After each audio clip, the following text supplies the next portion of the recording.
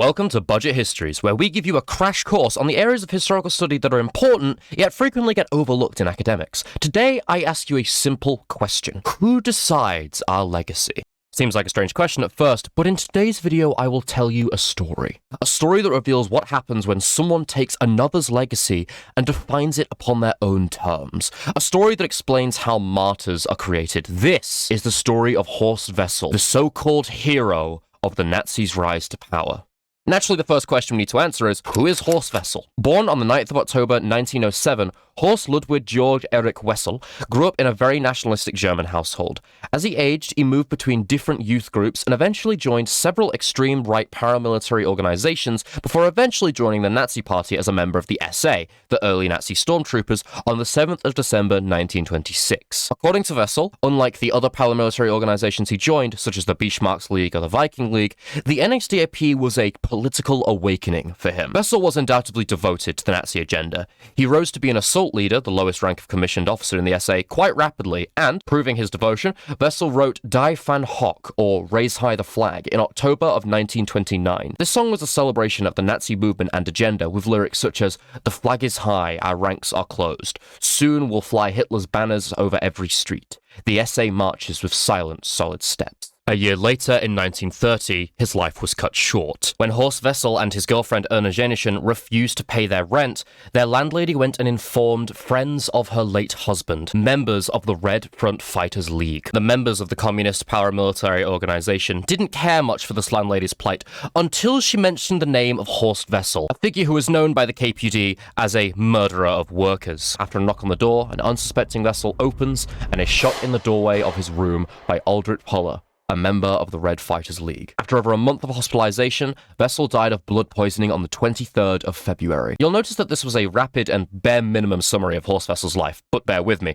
You will soon understand that in the grand scheme of Wessel's influence on the Nazi Party, the reality of his life became practically inconsequential. But back to Wessel's assault. When it first occurred, there was an uproar in the media as different political organizations tried to justify how it should have been perceived. First, the KPD, likely not wanted to be associated with the attempted murder, put forward that the perpetrator Holler was previously Jenishin's pimp. From this stance, Holler was presented as a man acting out of jealousy towards Wessel, who he saw as taking Jenishin from him, framing the entire ordeal as a crime of passion and not one with political motivation. The story that we find in Nazi propaganda, however, places these events in a very different matter, one which was calculated and designed to serve the Nazi cause. While Wessel was hospitalized, he was reportedly visited by one of the most prominent figures of the NSDAP, Joseph Goebbels. Goebbels, the Gauleiter or region leader of Berlin, was a Nazi politician who was well known for being the chief propagandist after 1926 and then the official Reich Minister of Propaganda after 1933. As the Nazi region leader of Berlin at the time, it was Goebbels' role to spearhead the inception of Nazi ideals across the city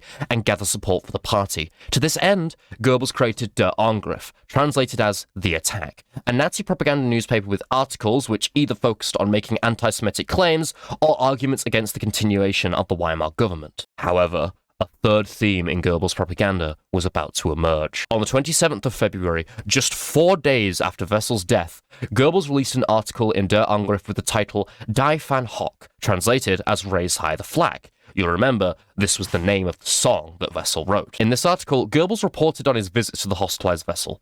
His descriptions are as follows, quote, "A bullet in the head has done terrible damage to this heroic lad.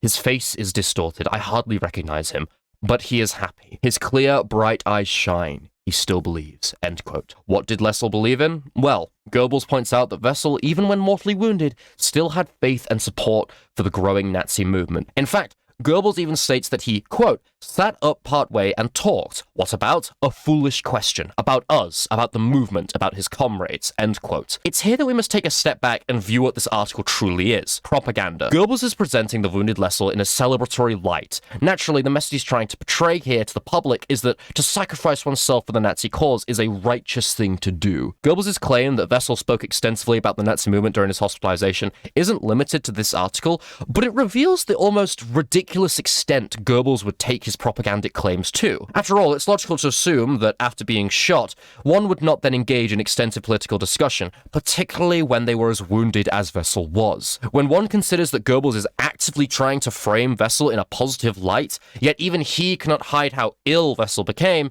It's safe to assume that said discussion was pure propagandic fabrication. And it's here that we see what's so fascinating about Horst Wessel. The fact that arguably the most impactful thing he did for the Nazi agenda was dying. At the end of the Die Van Hock article, Goebbels describes that, quote, one day endless columns of people will march together, and he states that Wessel will march alongside them in spirit, end quote. This is what Wessel became. A fabricated part of a Nazi ethos, a spirit. Wessel was turned into a martyr. He was turned into an example of how to be a good Nazi. It's difficult to overstate how important of a figure this newfound spirit or idea of Wessel became. It was popularized and placed upon a pedestal, one which grew alongside the Nazi movement. Every aspect of Wessel was glorified. Even his song was adopted as the Nazi Party's official anthem. An account by a member of the NSDAP about the day that Hitler became Chancellor describes, quote, an indescribable burst of joy awaited members of the Nazi Party as we marched through the Brandenburg Gate. Thousands of bareheaded spectators sang Deutschland über alles, the German national anthem, and the Horst Wessel song. This account is proof of the song's adoption into Nazi ethos, but notice the wording here. It's not referred to by its name, Raise High the Flag. No, the song became quickly known just as the Horst Wessel song, almost as if the lyrics themselves are of little significance. What made the song special was that it was written by Wessel. It wasn't merely the song that came to bear Wessel's name. As time passed, there was a flight unit, an SSS volunteer unit, and eventually even a Navy training ship was constructed, named after the Nazi martyr. Speaking of said training ship, on its first launching day, Rudolf Hess, another member of Hitler's inner circle who was appointed the so-called Deputy Führer after 1933, made a speech, which is a clear example of how this Wessel idea developed as the Nazi control over Germany grew. Hess orated this speech on the 13th of June 1936, 6 years after the death of Wessel and 2 years after Hitler became Führer. Quote, this ship is to bear the name of the poet and fighter of the front lines of the German Revolution, Horst Wessel, end quote. When commenting upon Wessel's death, Hess announced that, quote, they hoped by sacrificing their individual lives, a German community worthy of their lives would grow. It is then that Hess puts plainly what I'm trying to make clear here. Quote, Horst Wessel was the model of National Socialism. In other words, when Horst Wessel the person perished, something new took his place and then exceeded him. A new Wessel, an intangible idea of Horst Wessel was created. Horst Wessel was dead, but Horst Wessel, the martyr of the Nazi cause, marched on.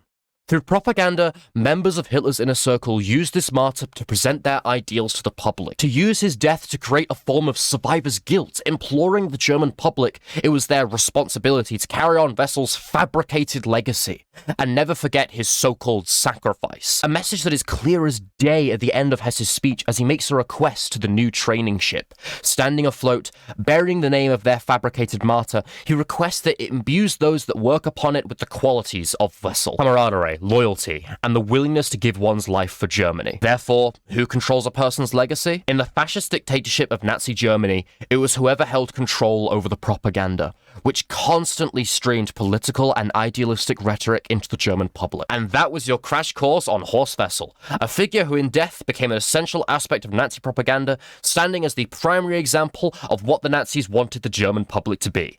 Nationalistic, loyal to Hitler, and most terrifyingly of all, proud.